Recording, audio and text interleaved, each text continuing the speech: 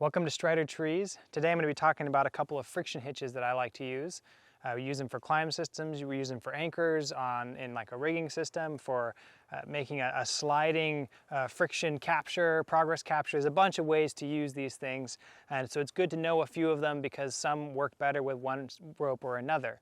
I've got like a complete diagram set up for these knots and a number of others in my Climbing 101 class that's available for free on my website at stridertrees.com. And I'll go over a couple of these as well on my live Part-Time Arborist Academy course coming up in another month too, along with a number of other methods for managing friction when you're climbing. So hopefully you'll find this useful, and here we go. All right, so I'm gonna start really simply here. Friction hitches you use for a bunch of different reasons, but I'll start with the beginning friction hitch that like rock climbers use, and this is why these things are often called prusik cords instead of hitch cords. It's this first hitch. It's called the prusik. Now, this is a basic 3-coil prusik. I've wrapped the hitch cord around the rope 3 times, and right now I'm kind of dressing the knot so that notice where our attachment point is, or our carabiner, it comes out the middle, and then the coils go out and they're not overlapping each other. And you kind of work most of the slack out. And what happens is, like all the friction hitches, if I pull here on this cord, the hitch doesn't move. But if I push on the knot, I can actually slide the whole knot up and down. And this is really handy. So for example, if I have a mechanical advantage system here, or if I've got a pulley here, I can do my mechanical advantage and take up my slack, but then I can actually slide the whole hitch up more, and I've got more slack. So I can adjust my mechanical advantage system, for one example. But this is a basic prusik. It works symmetrically in both directions. No matter which way you pull, it holds, and no matter which way you slide it, it can slide. I'll show that one more time here, actually tying it. It's really easy to tie. I like to leave the carabiner on there, but basically you just take your carabiner on and you wrap the loop around the outside of it 1, 2, 3 times, and then you dress it up.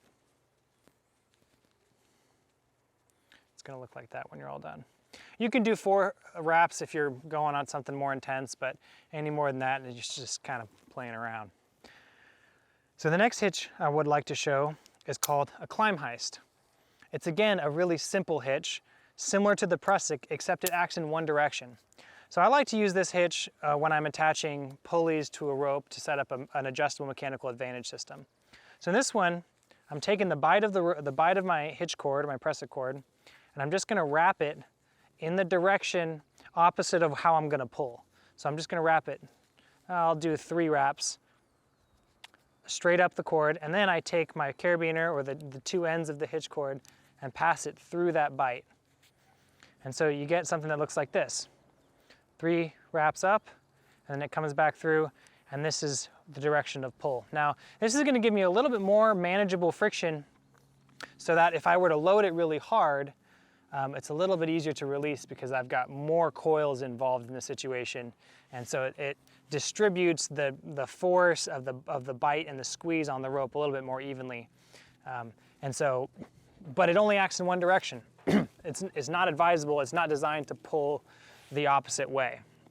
It's kind of a one-directional hitch. It's very easy to do. Now the next couple of hitches I want to show you are more specifically designed for climb systems. So in a moving rope system, a DRT or DDRT system, but even a single rope system, if you're using a rope wrench, you are often using a friction hitch of a different sort to attach to manage the friction of your system. So here I've kind of got a loose moving rope system, and I'm going to just attach this end to my bridge just so you guys can see that I've got both ends. Now, back in the day, and if you learn from a really old school climber, the knot they used to use was a Blake's hitch. Now you can use a Blake's hitch with nothing but the rope you're climbing on, and I'll demonstrate that. I think I'll demonstrate that first. Let me do that real quick. So the old school way to climb that only involved the Blake's hitch was really quite simple. So a lot of times they didn't even have a ring, but we're just going to pretend this carabiner is a nice ring. I've passed my climb line up and over a union, and I've got 2 ends that are moving, and they both need to be tied to me. So what I do is I take about an arm's length of slack here, and I'm going to tie it to the ring using something simple like I'm actually going to use a clove hitch here. So I'll clove hitch that to my ring, and then I've got this tail of my rope that I'm going to then use to tie the Blake's hitch.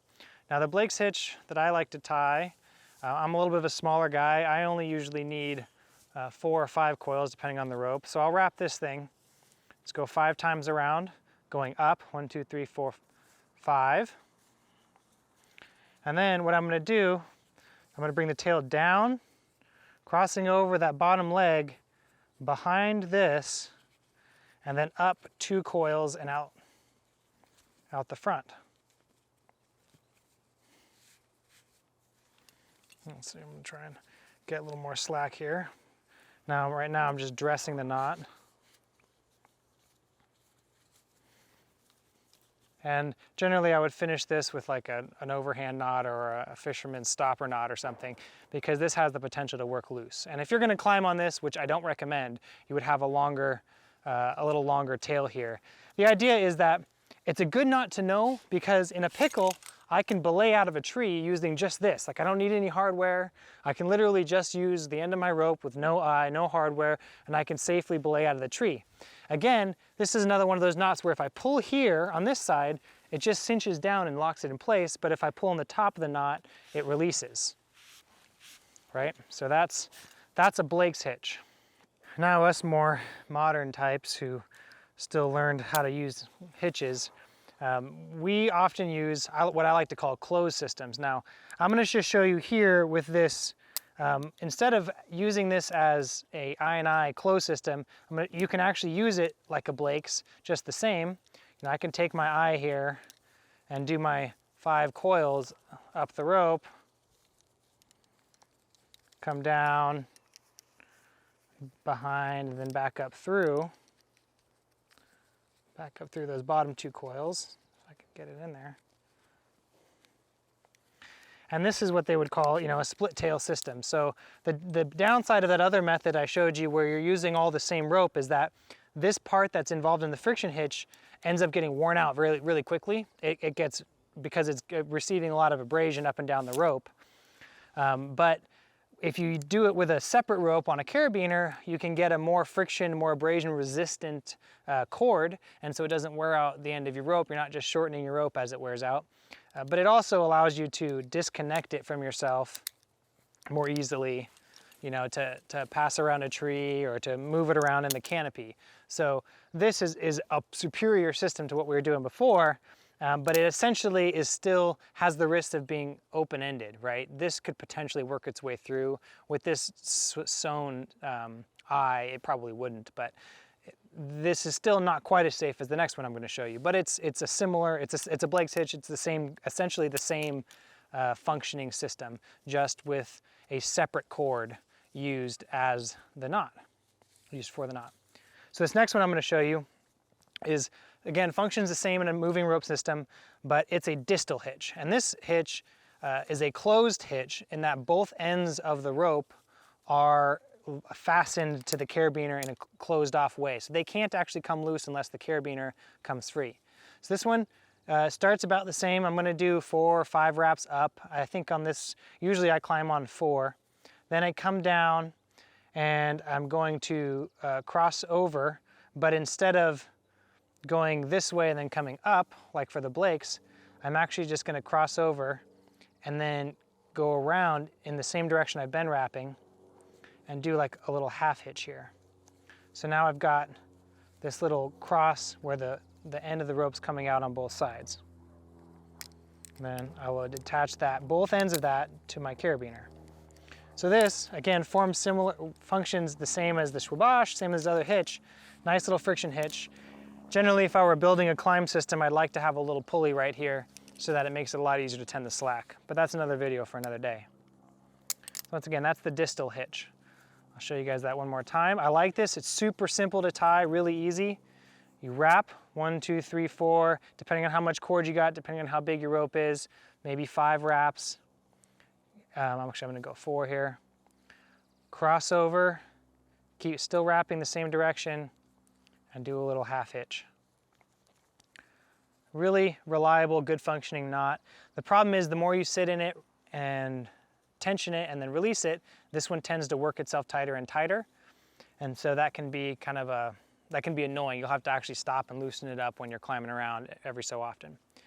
So I'm going to show you another knot aside from the distal. And this one I've always called the Macoacon. I think technically it's called the Michoacan. Again, starts very similarly. I'll probably take 4 or 5 wraps going up. Then I'll bring this down.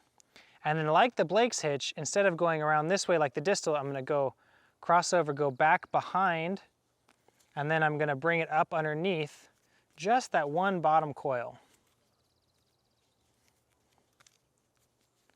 And then I've got it coming forward.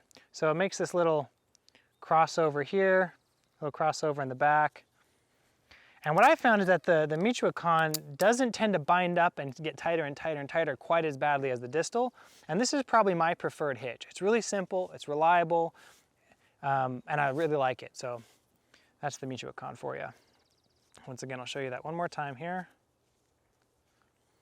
So you get your at least 3, but I've got 4 full wraps going up. Gonna cross over here, go around behind this other, behind the rope, and then up underneath that bottom coil, and then back down. So once again, it's something you would lock off both ends with the hitch, both ends of the hitch to the carabiner. There you go. Now that will hold you up in the tree, but you can release it to let yourself down. But if you pull here, it locks off. And there you go. That's a few friction hitches for you. Hopefully you found that useful. There's many more. There's a lot of great applications for the variety of them, but you gotta know a few because not every rope and hitch cord combination will work with every knot. So sometimes the first one you set up, you can't make it work, but if you try a different knot, sometimes you can make that work. And so it's good to know a few. There's a little bit of history for you, and climb safe out there, guys. And again, check out stridertrees.com. I've got the Part-Time Arborist Academy coming up. That's gonna be awesome. Only 30 spots available, so you gotta get those while you can. That's coming up in a month, and we're gonna be giving you all the info you need to figure out how to start kind of a part-time tree service gig. Everything from the basic equipment, the basic skills necessary, and like actually do some hands-on stuff. And this is gonna be a live course, so you can interact with me in the video while I'm talking about it. It's gonna be a live class. And then the last section, we're gonna talk about the business side of things, doing proper bids, pricing yourself, all sorts of the more monetary aspects of it that are less tangible and applicable to tree work, but still totally necessary. So check that out on my website, stridertrees.com, and hopefully I'll catch you next time here on YouTube. Thanks.